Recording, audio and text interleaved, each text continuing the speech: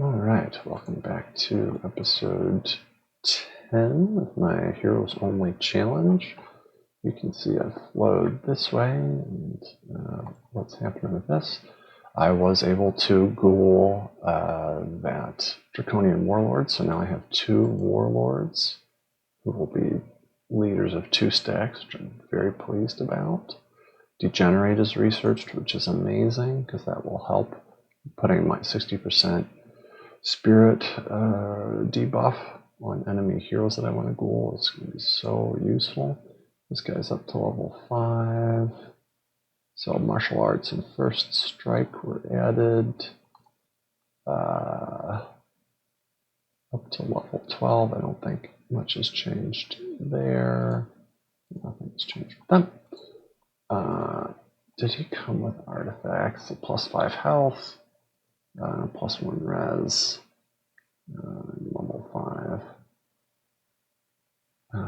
Yeah, so what's happening with that? Let's look at the cool stuff. So here is where I took 4 heroes and was able to ghoul this guy. You can't ghoul leaders, of course. You just banish them to the void. So let's check out my first successful enemy AI hero ghouling, right? Because this is going to be the main way through which I'm going to build an army. So it's super important to succeed with the ghouling. So you'll see how I do it here. A little slow. So I'm doing some split. That was annoying. So he's already coming up in the fray. I prefer that he hang back. That was a tremendous amount of damage. That was so annoying. But this is why. I mean, especially if you don't have a throne, your hero cannot die, right? And this is why I was investing so many points into hit points for him, because I needed him to stay alive. Dazzled his own friendly, which is funny. So he's getting the hell out of there, of course. And then I want to take Allie up there, so I had a nice invoke death after the shadow step. Position this guy, and then my tanky unit here as well. Just forcing him to think twice.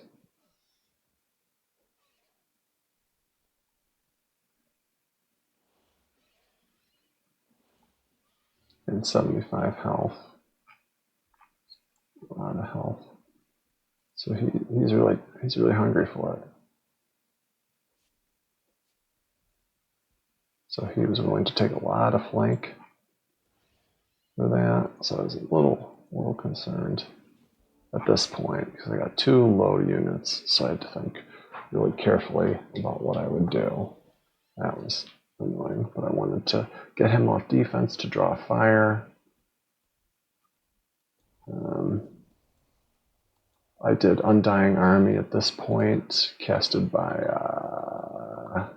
her, as I wanted to make sure Undying was in effect, and their leader was down and so could not disjunct, right? That's why I didn't do it from the very start. So, I could afford them to go down because I've got the Undying Army up.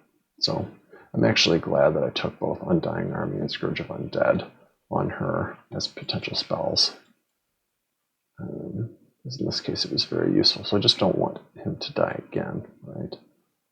And then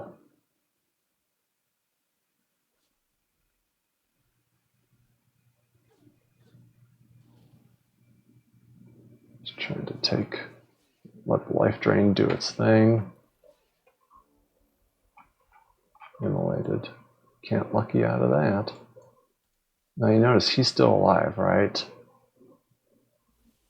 Because ideally I want to debuff them as much as possible. So the Broken Spirit landed, right? So I cast Broken Spirit, which is one of the reasons why I took the whatchamacallit specialization.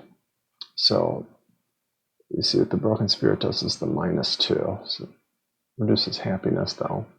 Still with -600, still so many bucks. But the resistance is way low, and that will be very important. And so now I'm stacking despairs. 1 despair, 2 despairs. I do that because I can target both. I was trying to inflict immolated. So I forgot that they could do that. But again, it's okay because we've got the Undying. And I knew that he would not kill him so much, so this is still good. So at this point, weakened, so the additional down to 7, right, and despair times 2. So we've got a 7 resistance and 40% spirit weakness. So overall, it's pretty good. He's back up, doing a little bit of heal. Dreadnought, oh yeah. So I did invest in 2 levels so that summon siege engines possibly, which is super useful because you can't disjunct siege engines, whereas you can disjunct battlefield spells. So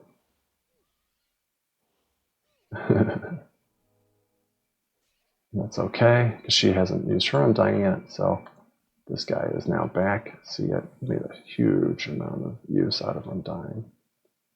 And then boom, there's the Ghoul Curse right there. Lol. This is ridiculous. Ridiculous. But at least he knows he can't go anywhere. So she's back. I do some additional healing. Unbelievable. What was... Yeah, because best. And so lucky. Yeah, 50% luck. And that was a huge luck roll. It could have messed me up early in the game, but ended up being fine. So that is how that ended up and how I got that first Ghouled hero, which was great. Been plundering and destroying. Independence attacked me. That was easy enough with the flames on it.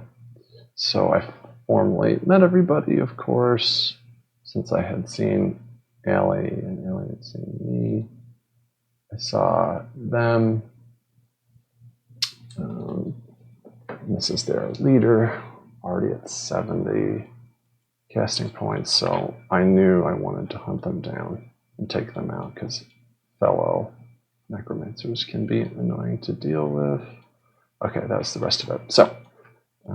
So that is all good with that. So I think that covers everything.